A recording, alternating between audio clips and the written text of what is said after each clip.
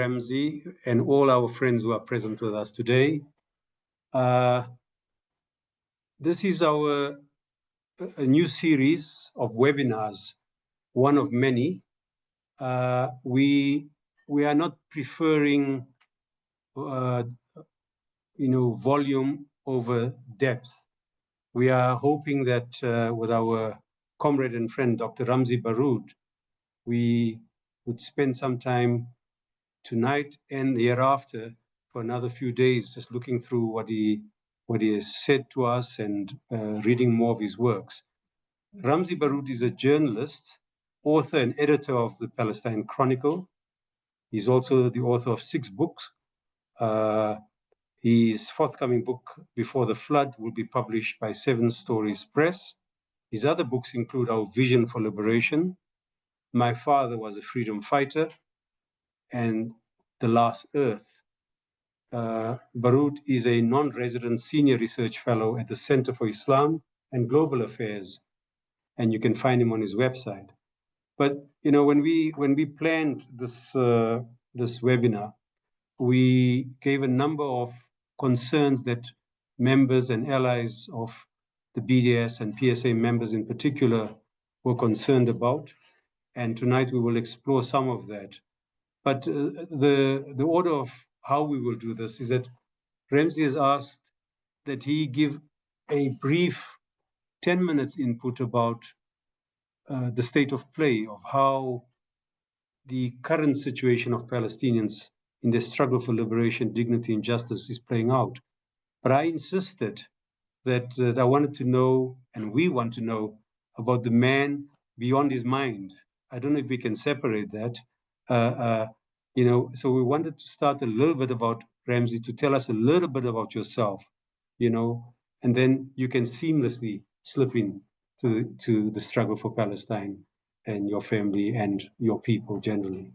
So welcome to the Palestine Solidarity Alliance, and we are pleased to have you. It's not the first time you visit our country, but it's the second time we've hosted you in this kind of setup. The first time was to set up a network around largely Muslim journalists, and that continues still as a network. And tonight, the PSA welcomes you. Please, Ramzy, the floor is yours. I'll be quiet.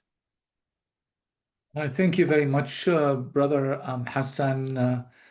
Good evening and assalamu alaikum. Thank you to all the comrades and sisters and brothers at the PSA for hosting me.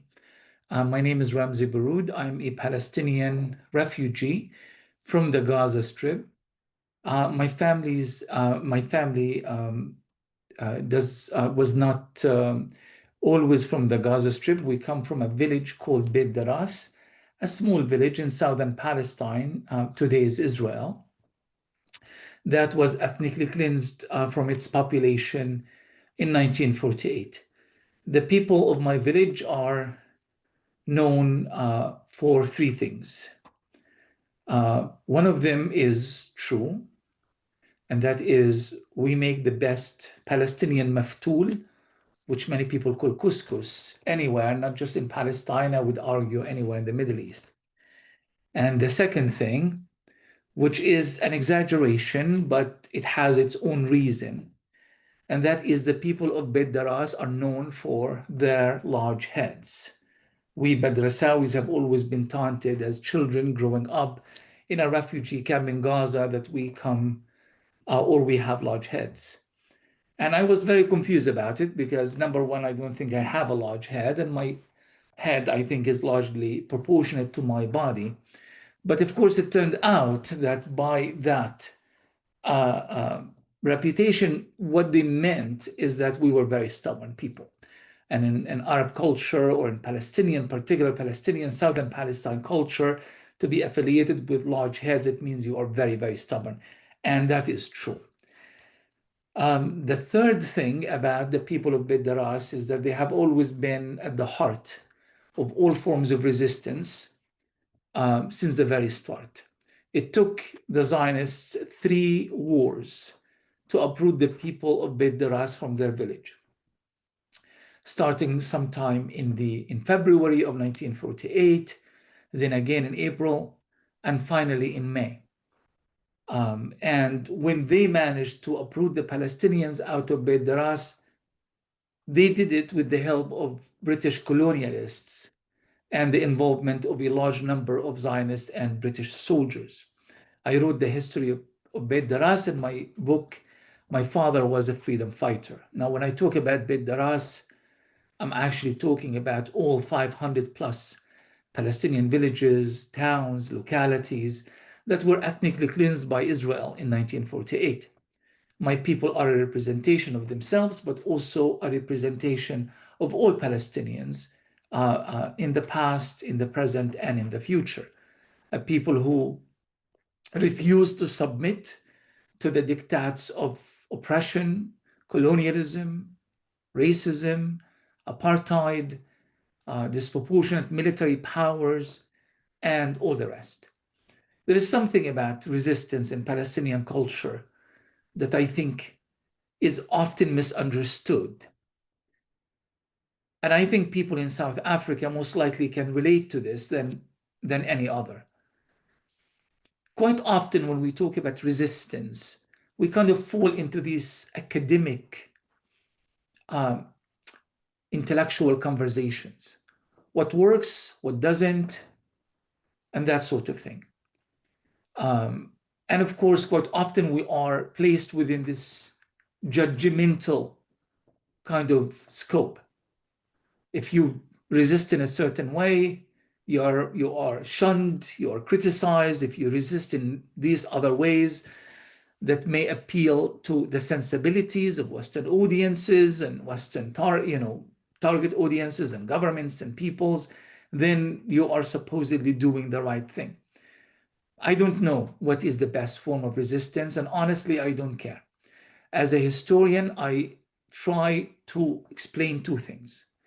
Number one, the history of the Palestinian resistance, which goes much earlier than the existence of Hamas or any of the other movements that exist in the Palestinian political landscape.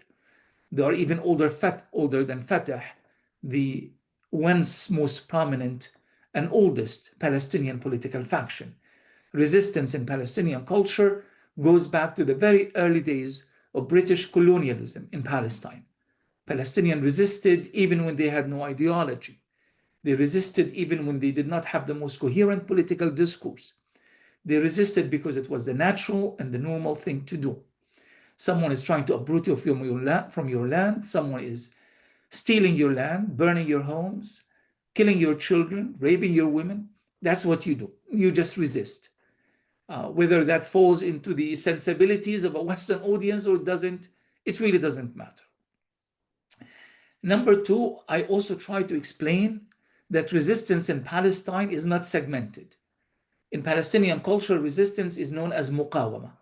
And muqawama in Arabic culture, but particularly in the linguistical use of the word by Palestinians themselves, it cannot be divided. There's no such thing as good and bad muqawama. There's no such thing as peaceful and not peaceful muqawama, violent and non-violent muqawama. Many of these segmentations and many of these new terminologies are new to our culture, and they are largely related to the Oslo peace process, so-called peace process. They are related to the NGOization of Palestinian society, where literally billions of dollars that were dumped into Palestinian NGOs, mostly in the West Bank, in which Palestinians needed to take a position from, say, certain type of resistance. And they were applauded when they adopted a different type of resistance. And as a result, you started having this kind of new type of language that exists in our culture right now, which is al-muqawama al-silmiya and al-muqawama al-musallaha, violent resistance, armed resistance, but traditionally muqawama is one. And I think the best example of that is Gaza. When your people are facing a genocide, and when the whole world is watching around the clock, live TV coverage, and seeing the genocide happens, seeing children burning in their tents, seeing hospitals set on fire, seeing people killed and buried in mass graves, seeing the bodies mutilated in the streets watching dogs eating the bodies of Palestinians. I'm sorry if I'm being too graphic here, but this is our reality as Palestinians, and we have to contend with it. And you have to contend with it because you are comrades and colleagues and brothers and sisters who have to fully understand where we are coming from. You can't tell a Palestinian under these circumstances that you should choose this form of resistance or that form of resistance. People resist based on the conditions available to them in the field. They develop their own strategies based on what they think is possible and not possible. I had over 100 members of my family. I keep saying over 100 members. It's been months and months since I kept tally. It's a lot more than that. And those of you who understand the complexity of our culture, especially the way that our families and clans overlap and interact and intermarry, the number is much higher than this. But I reached a point that I do not want to dehumanize my family and my people by keeping track of the number every day. But it's a very large number of people, including my sister, many of my cousins, my brother-in-law. Both my sister is a doctor or was a doctor at Nasser Hospital. She was assassinated in October 2024. My brother-in-law was the head of the Sharia law department at University of Al-Azhar in Gaza. Many of my cousins, their wives or their husbands and their children, and pretty much virtually every Baroud home and any related family to the Barouds, Abu Shammale, Maqadme, Taye, and all others have been destroyed. I've never touched a gun in my life. I honestly haven't. But if I was in a situation where I needed to defend my sister, or if I knew that using a certain form of resistance could slow down the killing of my neighbors, my friends, my family, I would have done it. Not because I needed someone to lecture me about what form of resistance is appropriate and what's not. I don't need anybody to lecture me that Mahatma Gandhi said that and Martin Luther King said this. I think we need to move beyond that stifling conversation. I'm not necessarily advocating armed resistance or any other form of resistance. I'm just saying we need to understand the complexity and the context of our situation to understand why our people resist. In Arabic culture, we used to have this saying, or in Arabic language, we used to have this saying that goes, مقاومة حتى آخر نقطة دم. We resist until the last drop of blood. We really never imagined that this actual cliche slogan saying is going to be put to the test. That we are going to find ourselves fighting for our very existence, very survival as a people. So I really do feel like it's time for us to pass this point altogether as intellectuals, as activists, regardless of your ideology and your belief system. I would love to live in a world in which no form of violence exists whatsoever. I would love to live in a world in which my people don't have to resist. But here we are. We don't live in that world. For 2 years, Palestinians were left alone, manufacturing weapons and tunnels, fighting with the very idea that they would rather die than be ethnically cleansed to the desert in Sinai, and knowing that that decision is a form of resistance, fighting with poetry, with songs, with art during the time of genocide, and the very idea, the mere idea of them trying to speak out or convey the degree of pain and suffering they have endured, that was enough for them to get killed. I can't tell you how many colleagues, several of them affiliated with the Palestine Chronicle, have been massacred, have been killed because they were journalists, because they were influencers, because they tried to speak out. Even children were targeted and killed.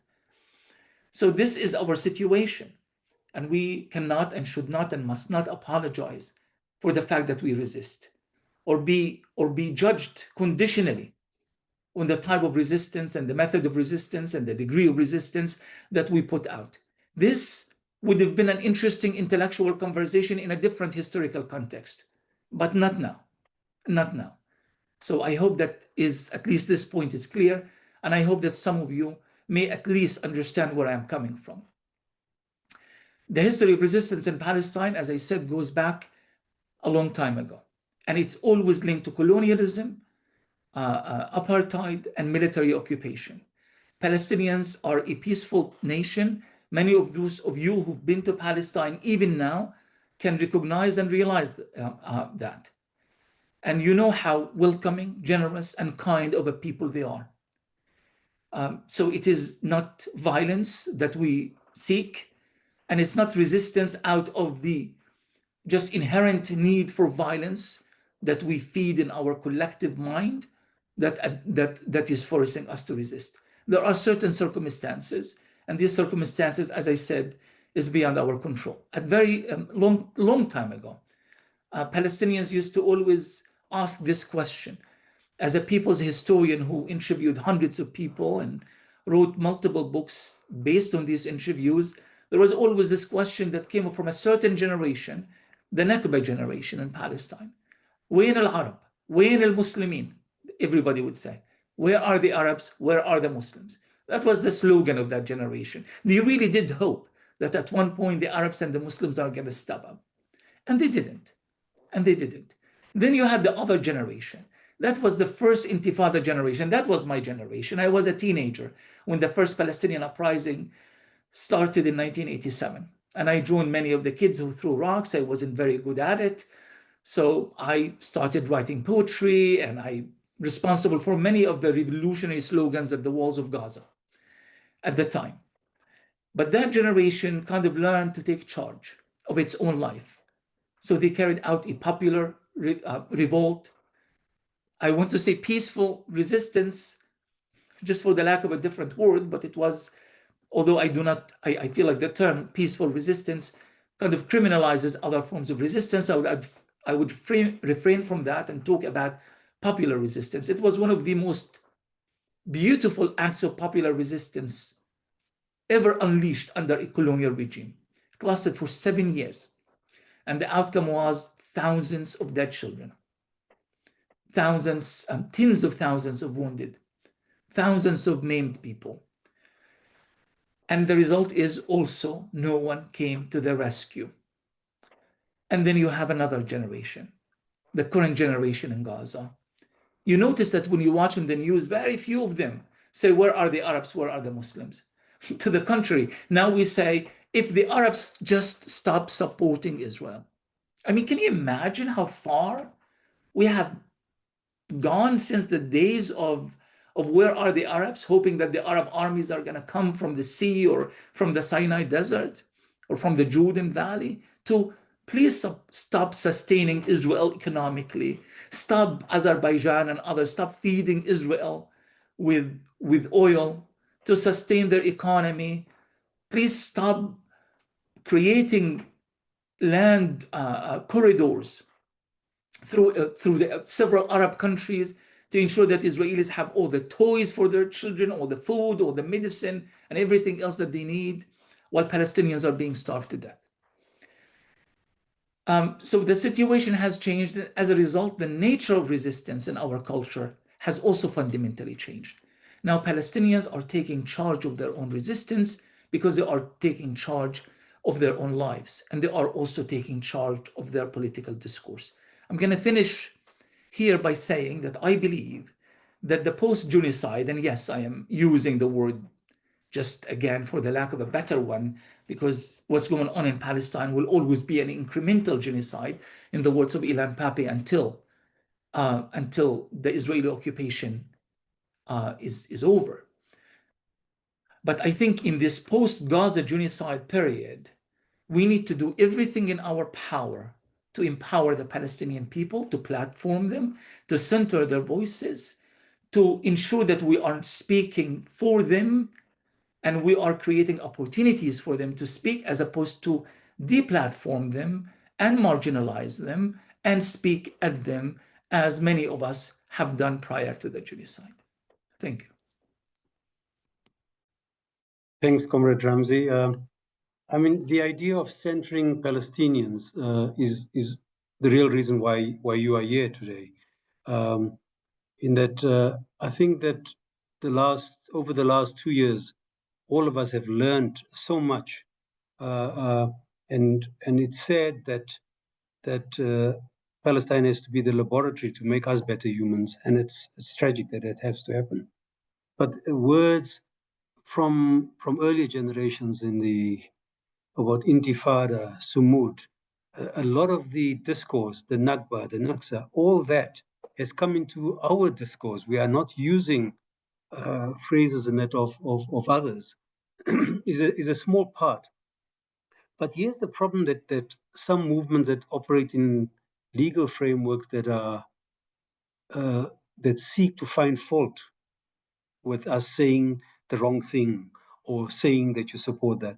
And I think the PSA has tried to get around it to say that we are not there to dictate to those who have the boot of the oppressor on the necks of Palestinians how they should resist. So is that a sufficient point, or are there other justifications? Yourself, you live in a tough neighborhood where they watch every word of yours, where they try to denationalize you.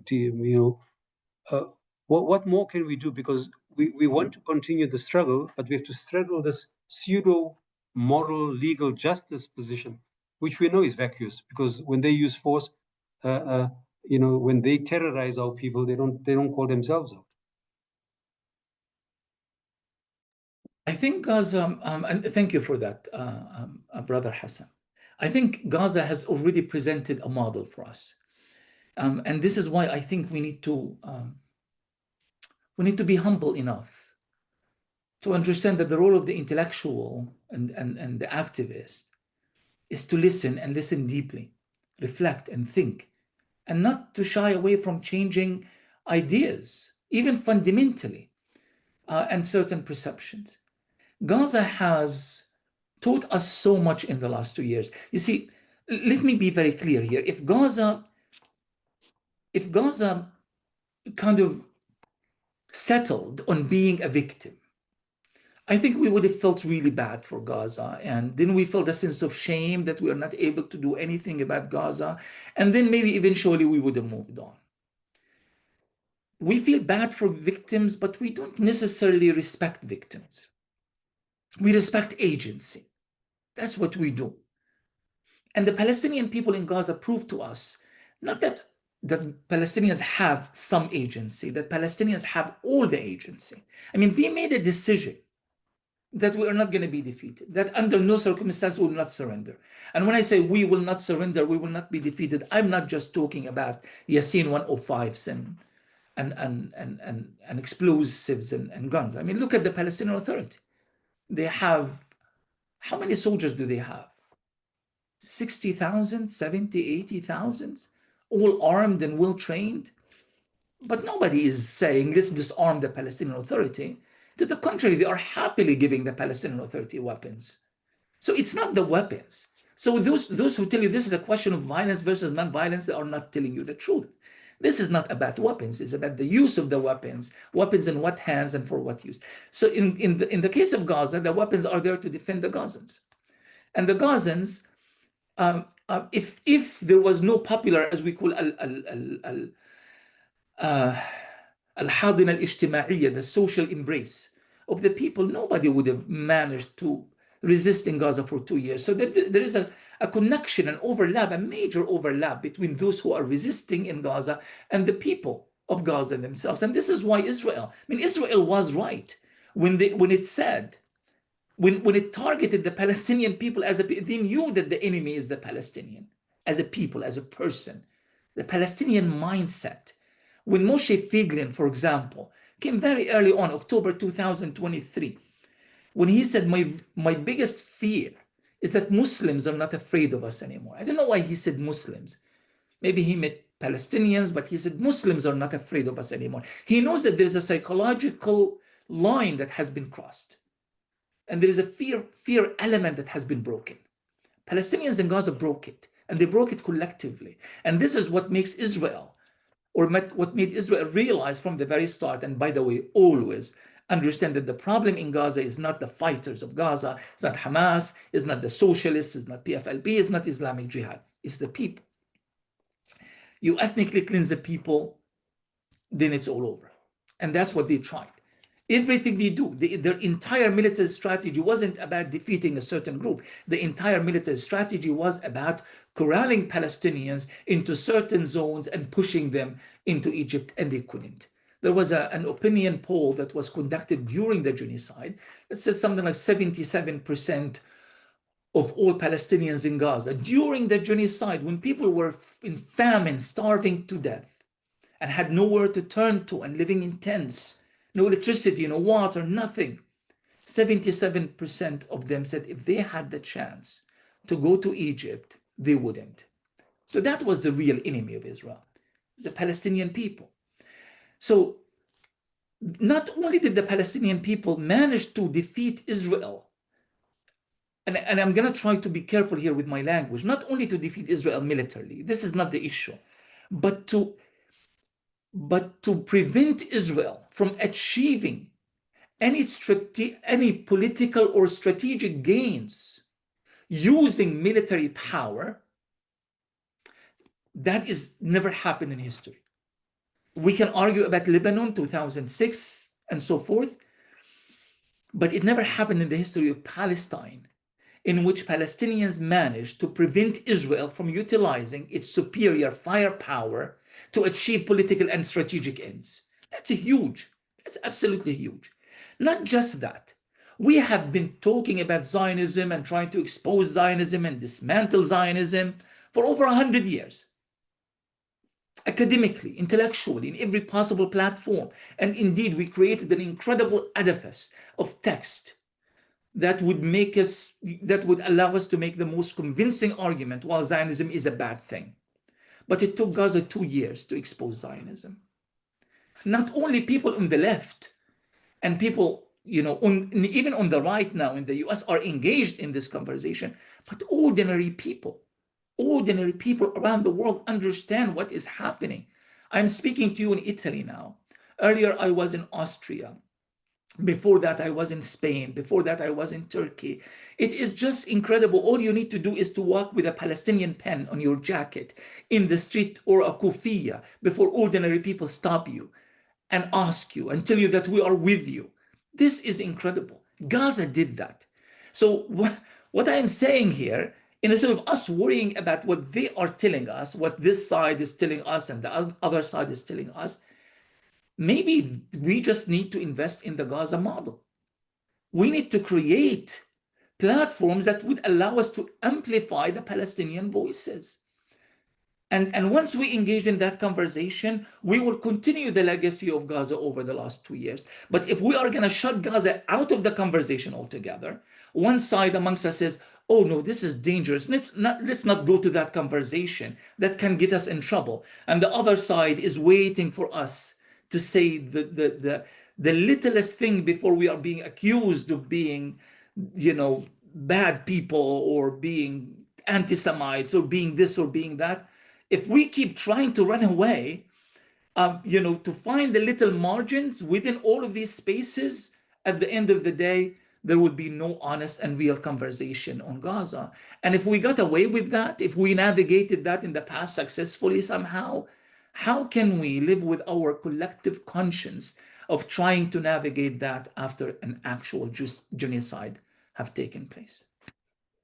Ramzy, yes, the further challenge for us is that often, because what appears to many of us as the bankrupt leadership of the PA, we feel sometimes, some of us feel that we need to articulate this in public platforms, turn them into the enemy, and then also pick our favorite side as if it's some kind of weekend sport, What you've just indicated here now is the intense unity in action on the ground that cuts across ideological divisions. I think elsewhere I heard you say your father was a communist, and that's welcome news for me. So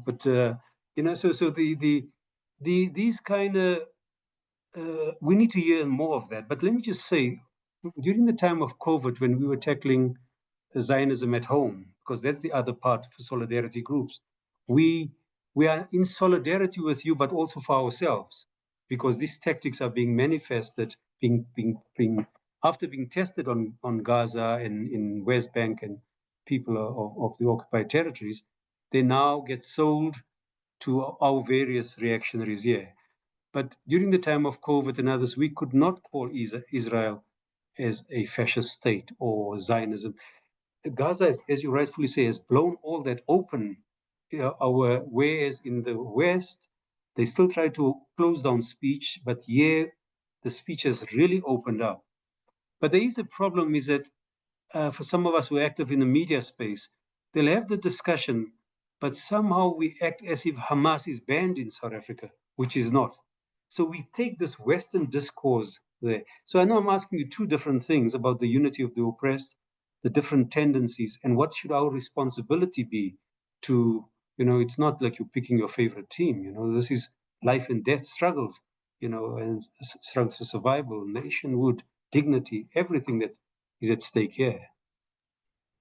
I'm glad that you mentioned that particular, kind of picking your side as if it's a sports game, like Manchester City versus Liverpool sort of thing. I don't know how Palestine kind of fell into this trap. I like those Fatah guys. I don't like those Hamas guys, that sort of thing.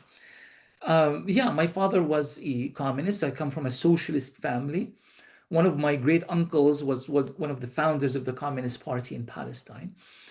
But Gaza society is particularly interesting because, yes, we do have, or we did at one point have, kind of the large bourgeoisie type of families, aristocracy of Gaza and Khan Yunis.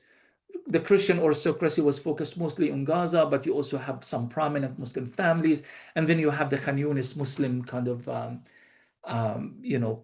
kind of power hub for merchants and that sort of thing.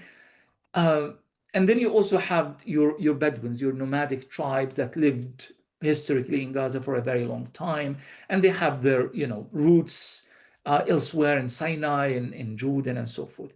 So in 1948, when you ended up having this huge influx of Palestinian refugees, about 200,000 plus ended up being in Gaza. They are all refugees, but in actuality, they are refugees who come from different backgrounds and different villages and different towns. Some were, large and somewhat wealthy, and others were very poor and very with a large population of peasants, fellahim. That particular experience, in a way, kind of removed most of the class differences that we had in our society in southern Palestine. And southern Palestinian society was extremely unique and very proud of its sense of identity, regionalism, and clan affiliations. And in fact, those who understand Palestinian embroidery, for example, is able to tell you. You look at any Palestinian woman thobe, embroidered dress, and they will tell you what region this comes from. Each village had a particularly different type of spin on embroidery, just to kind of enunciate their unique identity, that I am from that village, and maybe that village is only made of 500 people. But suddenly they are all refugees. And those refugees have to deal now with another class of Bedouins who had land, but not a lot of purchasing power, and rich aristocracy in Gaza and in Khan Yunis and elsewhere that had less land, but a lot of money based on. But over time, or even these segmentations or these kind of classes started eroding and kind of overlapping, despite the fact that Israel tried their very best to invest in Palestinian classes, where those who have vested interest will be allowed access to go and do business in Israel, while others are trapped in refugee camps, like my family in the Nusayrat refugee camp, and so forth and so on. During the siege, 2005, until the start of the genocide, you started kind of seeing shifts in Palestinian society, because everyone is now under siege. Everyone is trapped. Poverty is reaching everyone. The struggle with hospitals and electricity and food is affecting everyone. And suddenly you start having these kind of marriages, that kind of intermarriages that are happening, where Bedouins are marrying from Fallahin and Fallahin are marrying with people from the city. That is something that my generation didn't experience a great deal. Now, the genocide removed, removed any semblance of classes, and because everybody, the villa was destroyed and the small refugee dwelling was destroyed, and everybody was targeted, the rich and the poor, the refugee and the non-refugee. And there was no ideological distinction in the way that Israel bombed Palestinians. It wasn't just Hamas that was bombed. It wasn't just the socialists who were bombed. Everybody was bombed. Fatah supporters lost as much as Hamas supporters, and so forth and so on. And that's really where the change in the unity happening in Palestine, or in Gaza in particular, because of the removal of these social constraints and socioeconomic divisions and the loss of all wealth collectively. You start kind of seeing a Gazan voice, an authentic, strong, unified Gazan voice. So I'm thinking to myself, if Gazans manage to find and wrestle their unity and maintain it and sustain it during the time of genocide, can't we find our own unity, living in relative safety and spaces and geographies far away from Gaza? So yeah, I think this is something. I don't feel like there's an excuse anymore. I think that those who are constantly trying to police language, and control the way that we think and speak and interact, are doing us a disfavor. And they have one out of two options: to either be more open-minded and to try to understand, and again be humble enough to learn from Gaza, because Gaza has a lot to teach, or just move on. But you cannot continue to be an obstacle in the way of a movement that is about to reach what we call our South Africa movement. We've been talking about this South Africa movement for such a long time. And at one point, it became almost like an academic diatribe. But it is now happening. It is real. Palestine is now reaching that critical mass. So we need to find our common ground and to unify, not to turn against each other, to work with one another, to know that at the end of the day, none of us, or at least the vast majority of us, are not acquiring wealth or prestige or power. To the contrary, every single one of us has a legal case behind him. And every single one of us is struggling in so many different ways and losing work and jobs and that sort of thing. So let's just be a little bit kinder to one another and understand that this is not about me, Ramzy, and it's not about you, Hassan. It's about justice in Palestine. It's about the memory of all these martyrs in Gaza. It's about the legacy of a generation of children that was taken away from us way too soon. And it's about the future of those who have survived. Ramzy, I have two major sets of questions that we have to go through before we close, because I see some people are writing in the chat about reading lists and recommended educational resources, which I think we can always do in the discussion or later. But I want to, you are a journalist, and we all have discussed how those who carry the message have been systematically annihilated. And I don't know how long they're going to keep this, because the journalists will have to enter, There's some journalists in South Africa are keen to go and see for themselves, because I think a lot of them are letting us down. Of course, it is obscene, the number of journalists who are being killed. But in Europe, for example, I think in Italy, you said Gabriel Nunziati. He was fired for simply asking, you ask Russia to pay for what it's done in Ukraine, but you don't ask the same of Israel. He asked it in a far more polite way, and he lost his job. I mean, the idea of the polluter pays, the destroyer must pay, clearly, I want you to talk a little bit about that and how we're still struggling to assert the right of Palestinians to narrate, their resistance. So talk a little bit to us about journalism and the duplicity in the West, and where you're seeing good signs, you know. Of course, the work Palestine Chronicle does, and please, you can put a punchline there so that people can support it. This is your moment. Right. So I'm going to take a different take on international journalists not being allowed into Gaza. And I know this might appear a bit controversial, but it's based on real experience. Because I worked in the media field for many years. And I worked for large organizations, and I started some large organizations. And at the end, I settled with investing in an independent, small media organization, the Palestine Chronicle, which I believed that if you speak, if you are honest, if you are truthful, if you center the people, if you create opportunities to ordinary Palestinians, if you teach them in the process of amplifying their voices and giving them the opportunities, they are far more capable over time, of actually creating a new discourse and new understanding of Palestine than all the well-funded newspapers and magazines anywhere. And this is why we are being targeted now, because we have done this very well over the course of years. But in the last 2 years, we have emerged as the uncompromised voice on what is happening in Gaza. And we do it in a way that is appealing to anybody and everybody. It's not exclusionist, it's not ideological based, but it's very, kind of straightforward in terms of truth telling.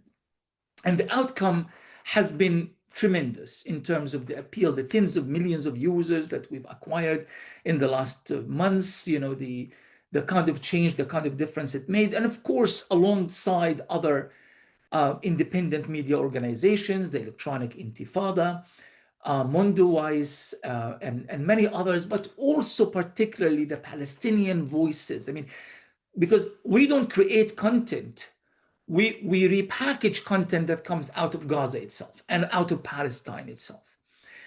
But the truth was told by the Gazans themselves. And think about this.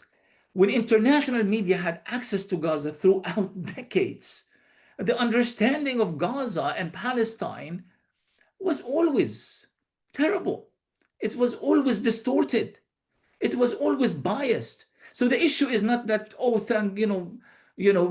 please God, allow the New York Times to go to Gaza and tell us the truth. To the contrary, I'm actually dreading, I am honestly worried about those so-called international journalists, especially from the West. I'm not talking about South Africa. I'm not talking about countries in the global South. I'm talking mostly about the West, about these big, multinational, huge media agencies and companies with agendas, and fear of retribution and the like.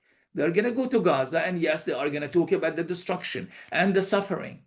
But when it comes to the political discourse, I don't think it's going to be the same. Who managed to convey the truth about Gaza?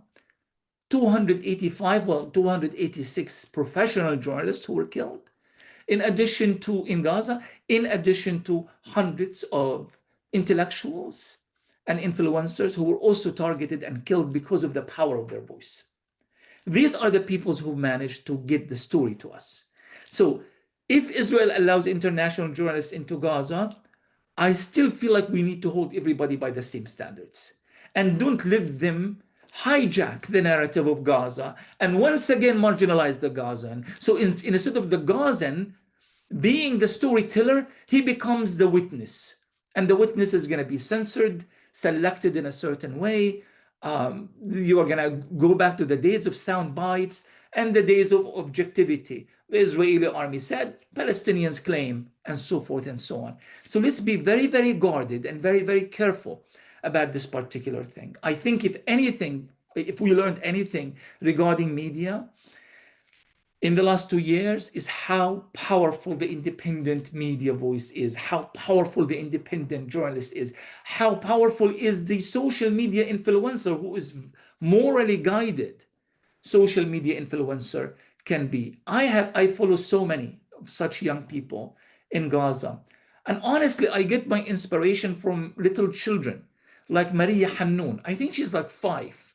Maria always have fiery speeches for some reason, always standing so beautifully in the tent around the wreckage of her home, all dressed up with a Palestinian flag in hand, a kufiya, and always tells us poetry from Mahmoud Darwish, always recite Quran for us. Sometimes she speaks in English and she always have very angry messages to Donald Trump that she refers to as Mr. Trump for some reason.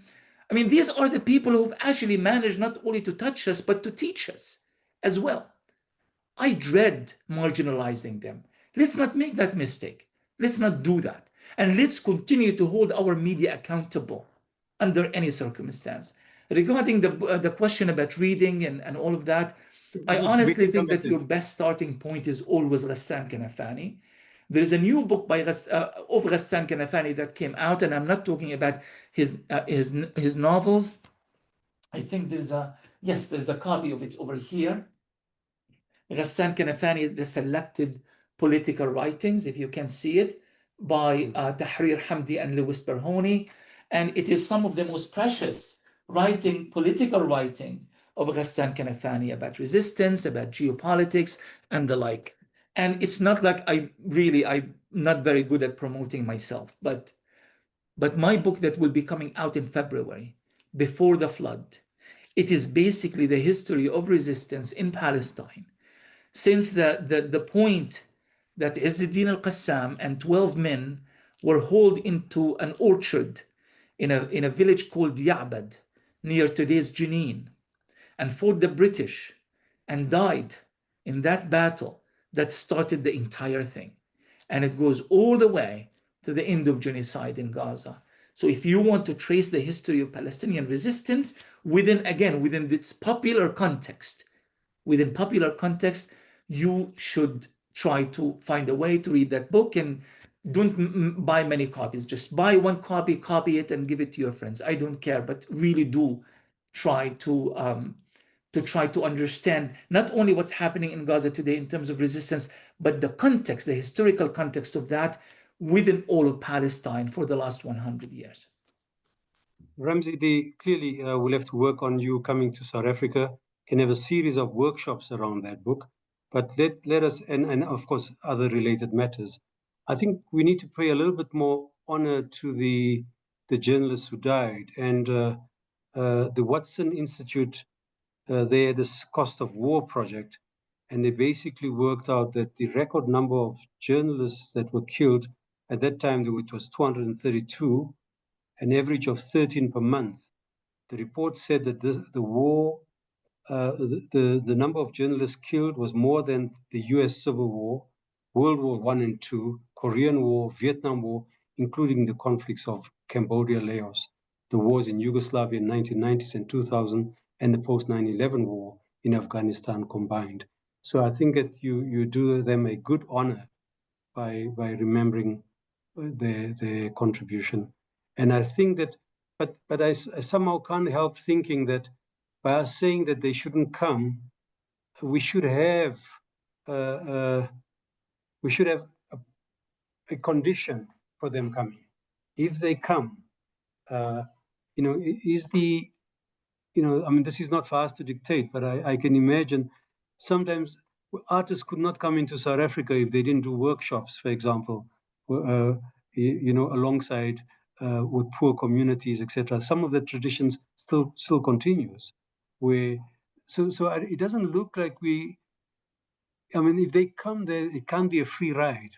And have you got any ideas on that, Ramzy? Before right, and just to be clear, I'm not saying that they shouldn't come. I'm just saying that the excitement that you kind of see, that this urgency of let international media go and tell the truth has been told. That's what I'm trying to say. If you look at the documents furnished and provided to the International Court of Justice and then the International Criminal Court, most of these, the vast majority of it, was actually provided by Palestinian groups, Palestinian human rights organizations, Palestinian witnesses, Palestinian journalists, and Palestinian media in Gaza. And it was enough for South Africa to make a case that what Israel is doing qualifies for genocidal intent and to begin the conversation based on that. I don't think we've had that in any other period in our history before. The information are there. Who provided this information? Not the New York Times, not the BBC, the Palestinians themselves. So yeah, of course, we cannot tell people not to come to Palestine, but we need to hold them accountable. And we need to be very fierce in our expectations that no one is allowed to go to Gaza to whitewash the genocide of the Palestinians. Just the question about Palestine being, if you like, the litmus test for our true humanity. I mean, Zoran Mamdani, that shares some connection with South Africa, Uganda, India, the US, has not turned his back on saying that he supports Palestine. Is this a game changer in a way that people in the US are feeling brave enough to stand up to say this is the legitimate fight and we will not condemn it? You know, before they're to bow to AIPAC, wait for the money, but is there something there about how they've organized that may have lessons for us in South Africa or elsewhere? I know you don't want to be prescriptive because we have to determine what we do here, but it looks like we've lost this lofty art or science of organizing. Right. And if I'm excited about anything related to Mamdani is the organization, the grassroots organization around him, not the person himself. I'm not saying that the person himself doesn't matter, but American politics have taught us that putting the focus on an individual in itself does not usually kind of yield great sustainable results. And in fact, I was in South Africa when Obama was elected, and I was interviewed by the Witness newspaper at the time, and they asked me, "What do you think? Obama is elected, a black man is, and is he going to be fairer to Palestine?" And my answer, was quite disappointing to the lady, and time proved me right. Unfortunately, he has been the most generous of all American presidents, giving Israel $3.8 billion, more than anyone else before.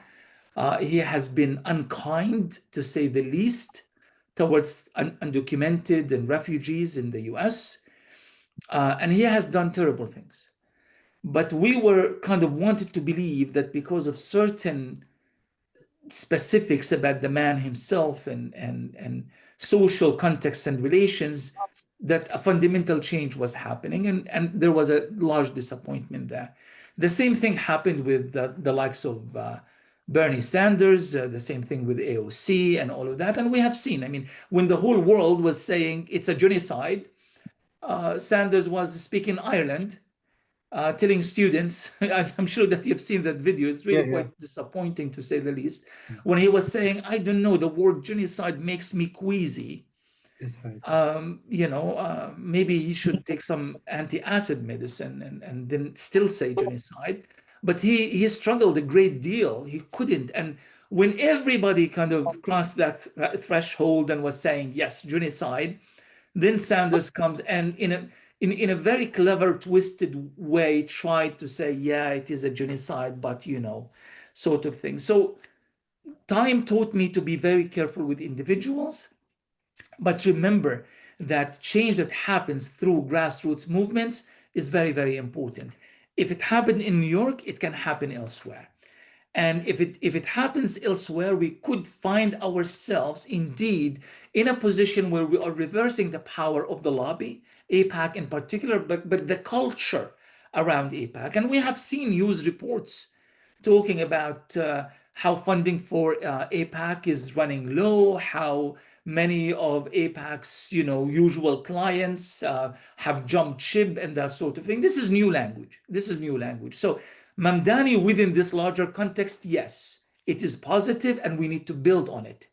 But we cannot focus on Mamdani the way we celebrated Obama and others, and at the end of the day, it just ended up in the words of the great, his name has escaped me, Australian journalist who passed away recently. John Polger. John Pilger, thank you very much. I haven't had enough coffee. I'm drinking decaf. I think this is the reason. John Pilger, when he wrote an article about Obama at the time, saying that it's a brand change, but essentially the product is the same. So we don't want to find ourselves in that situation. Mamdani, like everybody else, has to be held accountable. He had promised, for example, that he will decriminalize the BDS movement. It's time to let that happen. He has to be held accountable to other things as well, and not understand that, well, the rules of politics teach us that we need to find compromises. You cannot compromise with fascism. You cannot compromise with police state. You cannot compromise with genocide. You cannot compromise with imperialism. So you either do it right or don't do it at all. So Ramzy, there are a couple of messages, but before I would ask you to pick and choose some of them. You know, we like to compare notes from the trenches, South Africa, Palestine, for all the problems of our frontline states, you know, collaborationist, Swaziland and all that. Eventually, there was some kind of line that these countries surrounding South Africa created a kind of front that put pressure on the regime to change. Do you think such a thing, I'm embarrassed to ask the question, you know, with the UAE and such groups causing havoc in Sudan, do you think the Arab states surrounding occupied Palestine, Israel, can actually get their act together to make some stand that is consistent and politically astute? You know, we're not asking them all to be at the same level. Right. Unfortunately, Arab states are divided to two groups. One that is self-seeking and thinks about their own, I want to say national interest, but not really. I mean, the Sisi regime in Egypt is not really thinking about the national interest of his people, he's thinking about his own regime and his own government. But then you also have the Emiratis type. These people they enter into a new category. I mean, we know about the client regime model. I've never seen a client regime that is more excited about being a client regime than their benefactors. It's a very interesting sort of model there. To the point that we've learned through Western media, unfortunately, that some of these countries said that they will not fund Gaza unless Palestinians are disarmed. And disarmed Palestinians means the ethnic cleansing of the Palestinians. So this is kind of really, we are in a very odd situation. This is why I started by saying that at one point we asked the Arabs to intervene, and now we are telling the Arabs, please stop intervening on behalf of our enemy. But that doesn't mean that all hopes is lost. I mean, there are still certain conflicts within these regimes that can still be exploited and manipulated, if you will, to the interest of Palestine. For example, Egypt is not particularly excited about Israel remaining in the Philadelphia corridor. You know, this is the formerly demilitarized zone between Rafah, Palestinian Rafah, or between the Egyptian border and Rafah and the rest of Gaza. So they would like to be somehow involved in taking part in the force that will end up going into that kind of the east of the yellow line in Gaza. Israel doesn't want that to happen. Israel doesn't want Turkey to be involved. Egypt doesn't want the Emirates to be involved. In fact, there are some rumors that the Emiratis are pulling out today. It's still not confirmed, but there are some rumors. And because the Egyptians are saying, wait a minute, the Emirates is involved in Sudan right now. And they are involved in Sudan against the national interest and the strategic depth of the Egyptians. So I'm going to bring the Emiratis back to my western border. So the Emiratis are going to be in Sudan and also in Gaza. So the Egyptians are not happy about it, not for the love of the Palestinians, unfortunately, but for their own strategic interests. So these kind of differences and conflicts within these regimes can be perhaps of some benefits to the Palestinians. We'll see how it plays out. But the bottom line is I don't think there is a single Arab regime right now that is behaving out of concern for the Palestinian people.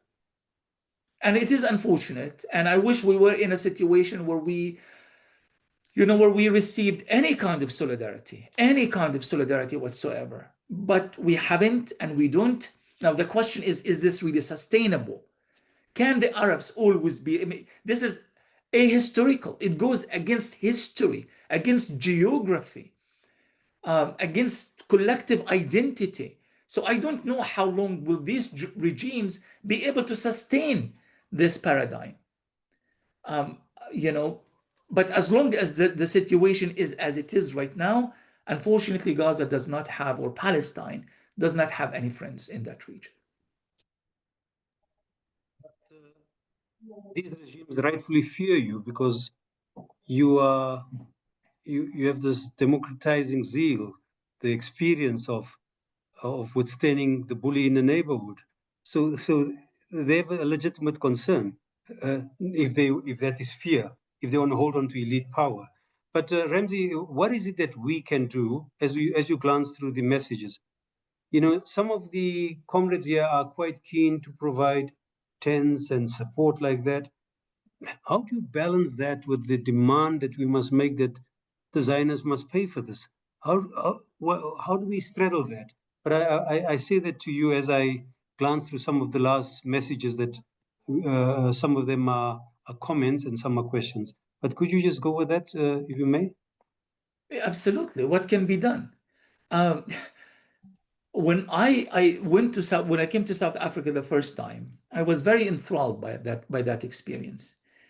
It felt that there's a country that share very similar historical experiences, perceived and depicted the same way by its colonizers, occupiers, and apartheid masters, and managed to liberate itself. I know it's not all kind of rainbows and all good and dandy in South Africa. There are all sorts of struggles, and I'm not trying to minimize or undermine the social struggles that still exist in the country, but it has achieved something extremely dramatic by defeating basically Western colonialism and those who supported them, and dismantling the system of apartheid. When I came back the second time and the third time and the fourth time, I began making more realization here that there are opportunities for us Palestinians to learn, but to also use our alliances and our allies and our comrades in South Africa in the fight itself, not just to register a historical position, not just to keep repeating Nelson Mandela has said this or Desmond Tutu has said that, but actually use the power and the influence of South Africa in the global stage. After that, I visited other African countries. My last visit was to Kenya, and I started writing about it. And I made an argument repeatedly to the point that my readers start getting sick and tired of me talking about this. And that is, we need to understand that salvation will not come from the West, that there's never been an anti-colonial liberation movement model that managed to achieve anything because of the Western support. It actually did it despite or in spite of the Western support of the various colonial regimes, because it's Western colonialism after all.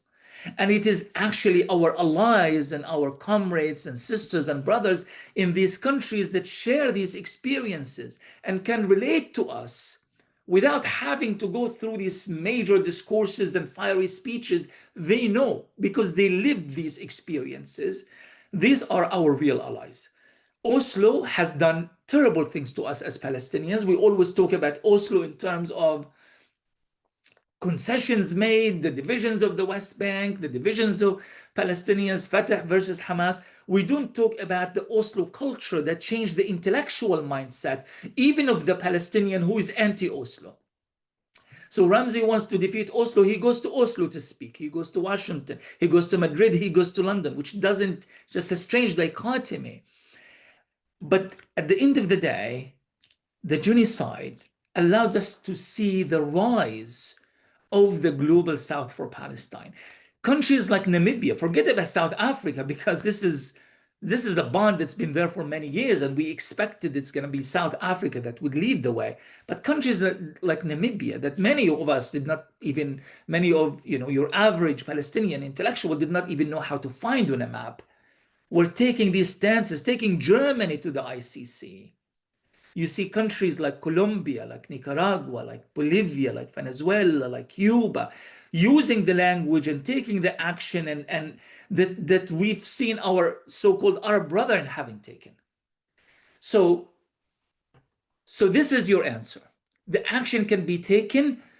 You have to understand that at the end of the day, all the speeches and all the statements and all the tweets and the few $1 million that could have potentially been sent by the South African government to Ramallah, to Mahmoud Abbas, would have made very little difference on the ground. But your action at the International Court of Justice did make a difference and led Trump eventually, because that was the start of the whole thing, eventually leading Trump to tell Netanyahu, word for word, Bibi, you cannot fight the world. Well, who instigated that global fight? The global South.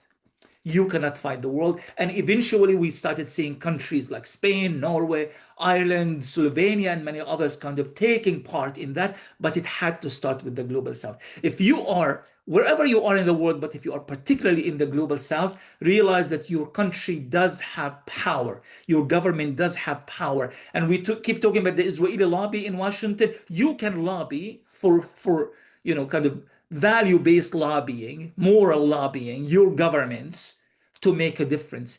Every lawyer can take a part in this.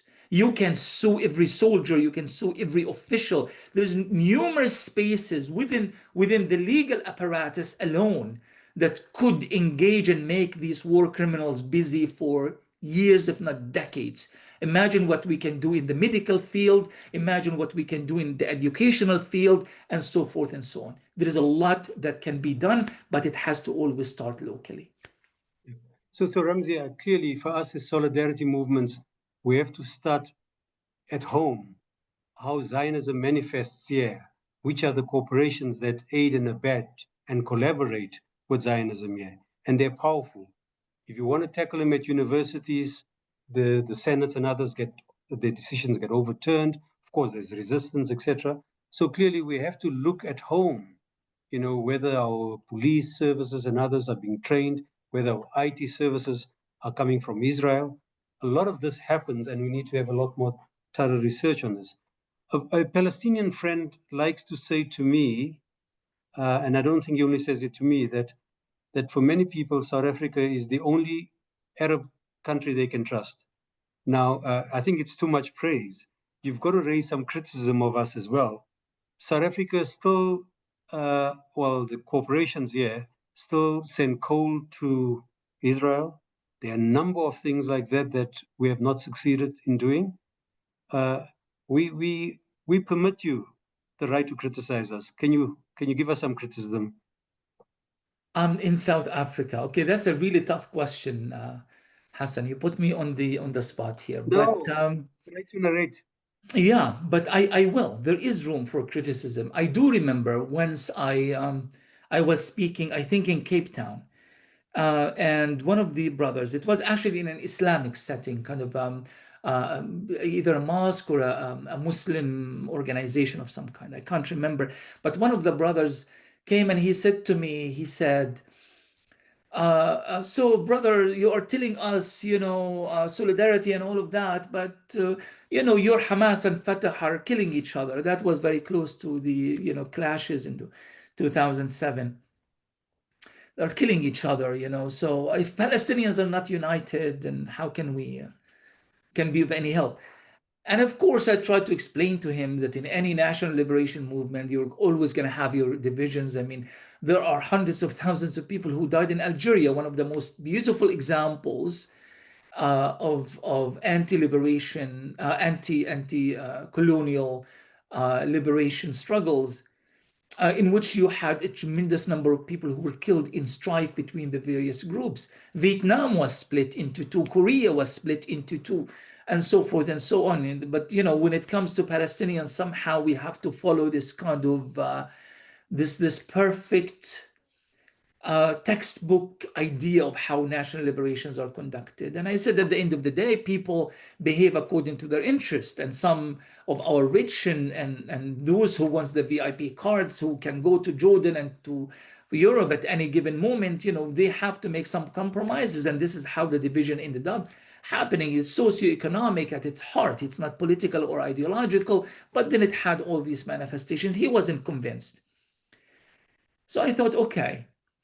Later on, someone asked a question. He said, brother, we have a military manufacturer here in South Africa that provide weapons, you know, or a certain kind of explosive bullets that were, you know, sent to Israel. And it's the kind of contracts that started during the apartheid regime, but our government did not, as of yet, cancel. And I just paused there for a minute, and I went back to the brother who asked me about Hamas and Fatah. I said, you are so concerned about Hamas and Fatah and our unity and the fact that we are not behaving ourselves as Palestinians, yet somehow your tax money is funding a factory that sends explosive bullets to the Palestinian, the occupied territories. And I explained to him what an explosive bullet does once it enters the body of a child. It blows into 100 pieces, and it's almost impossible for a doctor to pull it out of the body. So I said, maybe this should be your task. Maybe this should be your task. You stop funding, or you stop operating companies, or allowing your own companies to provide munition or soldiers, because we know about South African soldiers going to fight with the Israeli army. So this is really what it is. This is the criticism. I feel the fact that you have these powerful pro-Israeli interests that are still terrorizing our movement in South Africa, I find it shameful. Like, I read it sometimes in the news and articles by brothers from South Africa, like writers, and send things to the Palestine Chronicle. It's like, this is happening now? This is like a powerful lobby operating within a country that is leading the global movement to hold Israel accountable. So maybe there should be different rules and regulations that would tame these pro-Israel lobbies and powerful groups in the country, so that they would allow civil society to flourish without fear of legal retribution, without losses of work and reputation and money and that sort of thing. Unfortunately, it's still happening. One of our editors, her husband was holding a sign or placard in a protest, and then he found himself now being in court, and he needs a lot of money. Exactly. So that shouldn't happen. And don't tell me, well, no, South Africa is a democratic society. Yeah, democracy is possible without allowing these kind of interest groups to behave and operate based on the interest of a genocidal regime.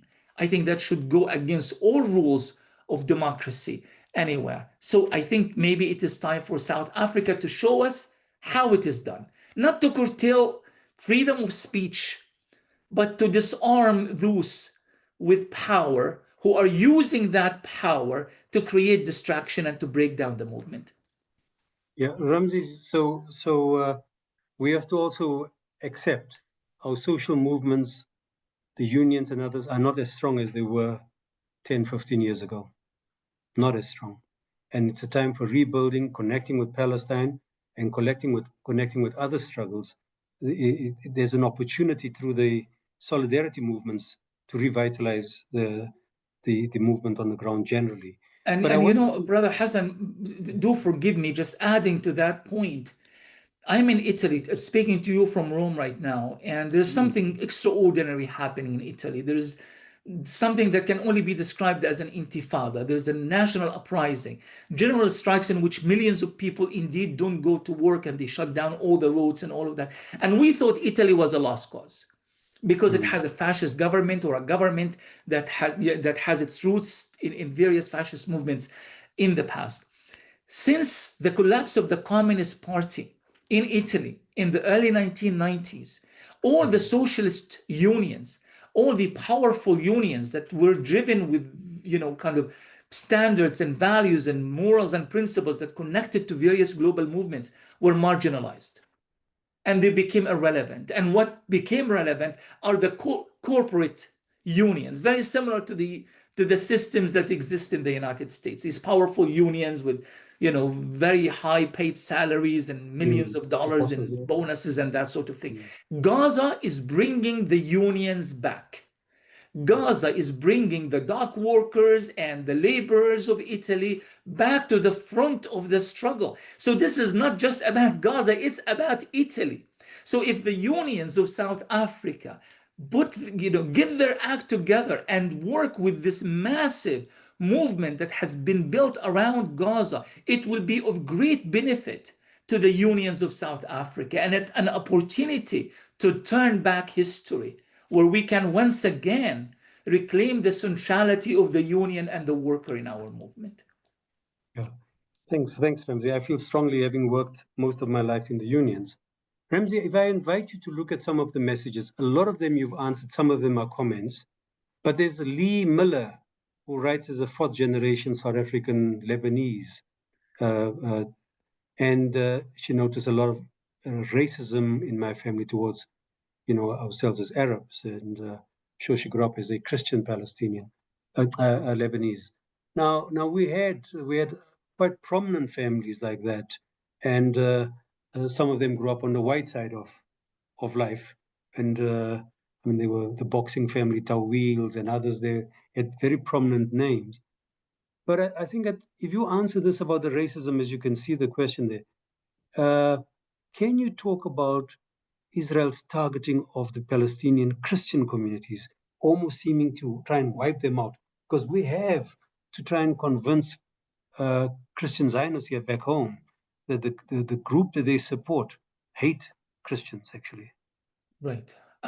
First, regarding racism, we're like everybody else.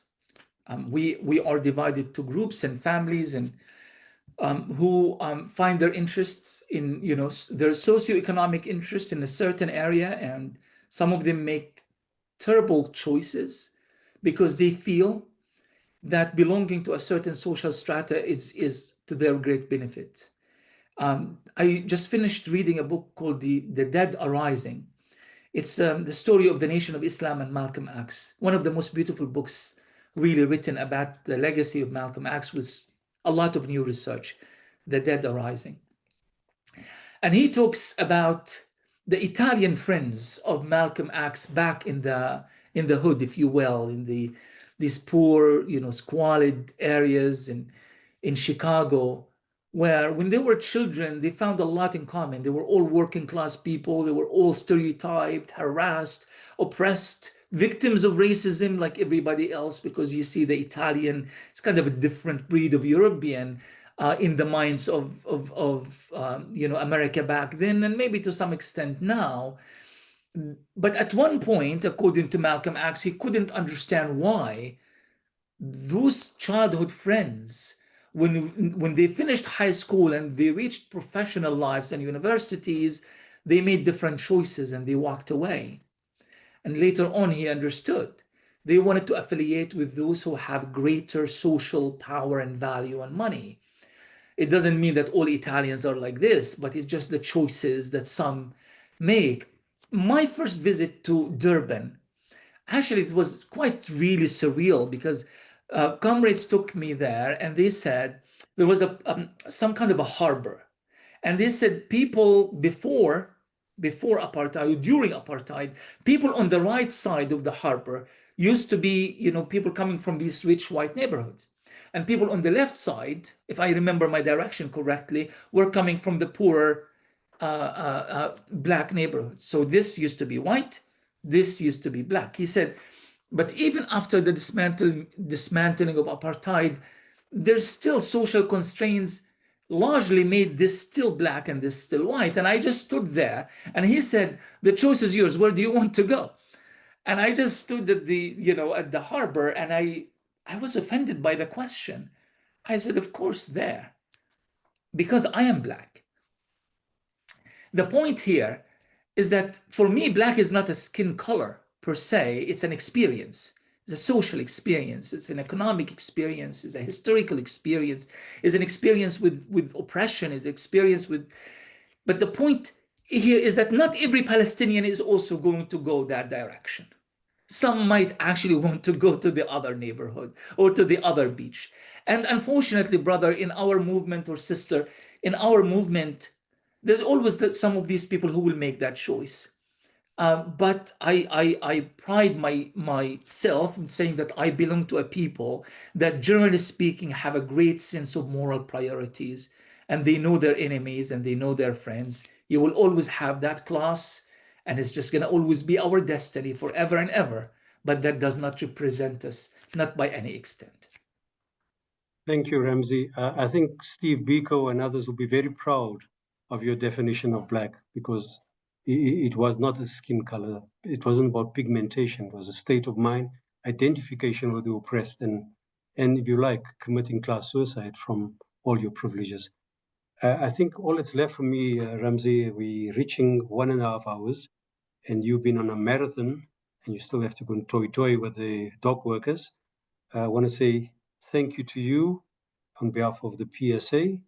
And please, if you want to have a launch of this book, we would prefer you to be in the country, and let's see how we can get that done, because we could do a series of deep seminars on that. I'm going to make you commit to this, Hassan, because I would really love to come to South Africa with the book, and just to thank you all in person for everything that you have done for Gaza, for being courageous, for being tireless, and really for all the love and solidarity you have given us in Palestine. Thank you. So Ramzy, since you were trying to hold me to it, can I ask the chair or the deputy chair of PSA to just commit here that we will mobilize the funds to help you to come through? So we're not going yet. Nazim? Hi, Ramzy. Firstly, thanks for always the insight that you give us, and your analysis and the direction sometimes that we're looking for.